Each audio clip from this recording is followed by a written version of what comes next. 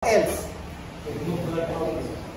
For repairing, if there are malfunctions in the firearm, di ba? Yes, sir.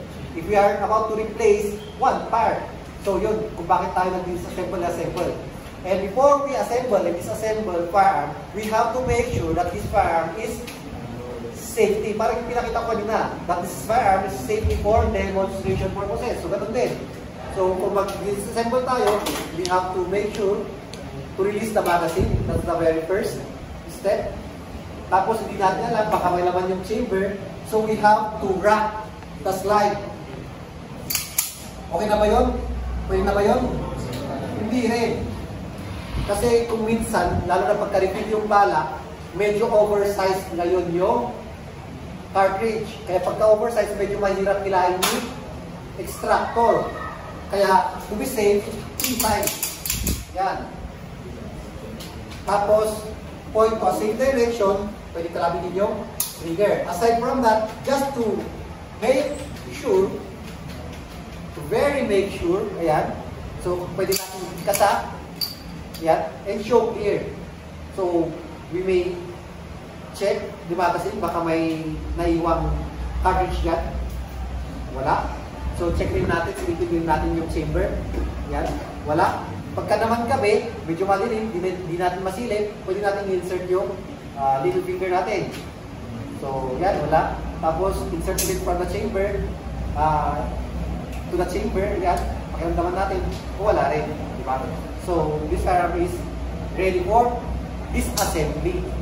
Yan. So, pwede na tayo mag-disassemble. Now, we have 2 ways in disassembling a caliber 45 pistol. Meron 2. Ang ituturo ko lang sa inyo is yung mas mabilis. Sige, papakita ko na natin yung 2. Pero mas mahirap kasi yung isa eh.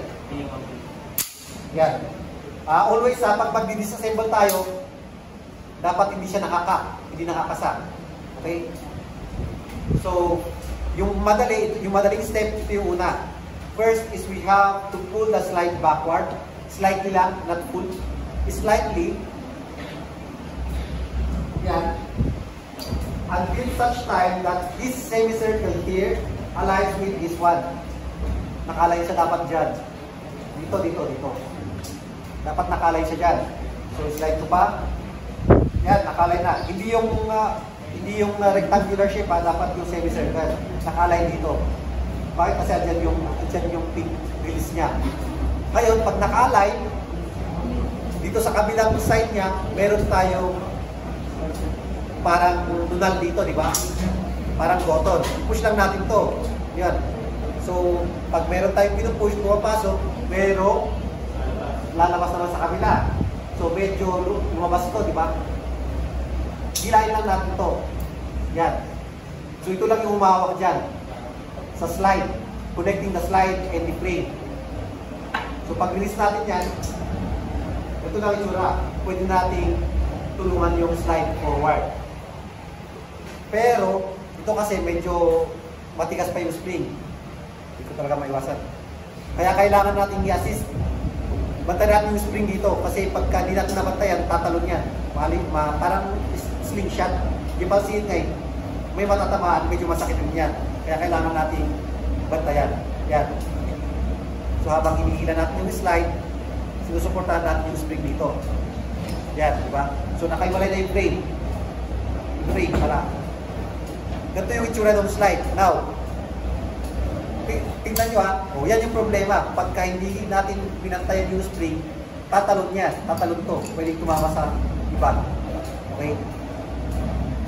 So, next step is pwede natin hilahin from the inside the recoil guide ito na pwedeng palitan ng iba ng stabilizer and the spring. After that, sunod is ito. Ito, di ba? So, i-twist lang natin siya dyan.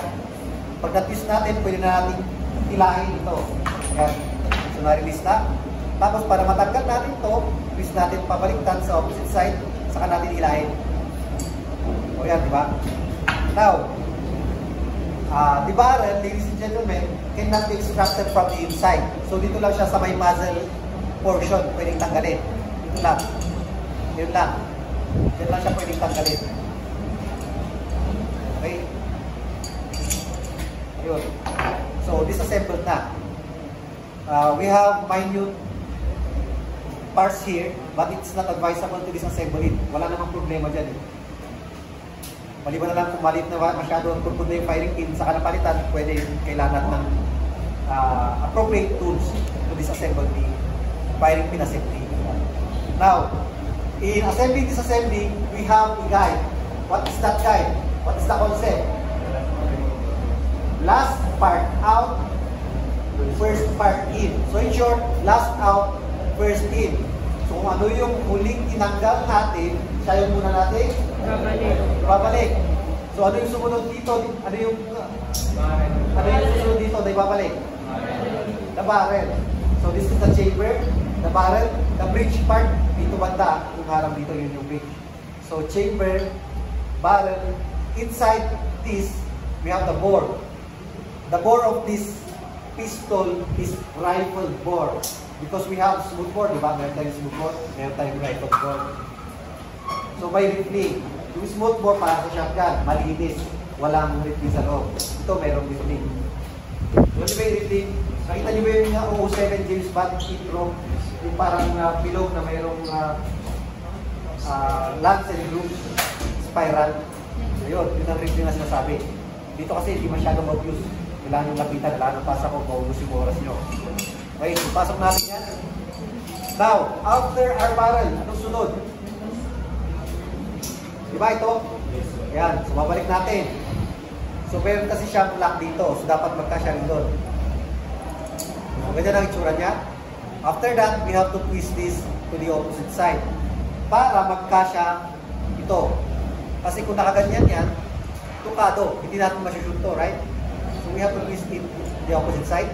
Tapos pasok, tapos i-center ulit natin. So pag center, balik natin yung recoil spring and the guide. So dalawa na. So balik lang natin. Tapos na pagbalik, ganito yan ha. Dapat ito semi-circle dito, nakapatong sa barrel. So dapat ganyan, hindi ganyan. Hindi nakaganyan ha. Dapat nakaganyan kasi papatong sa barrel. Bilog yung barrel eh. Ganyan. So we have to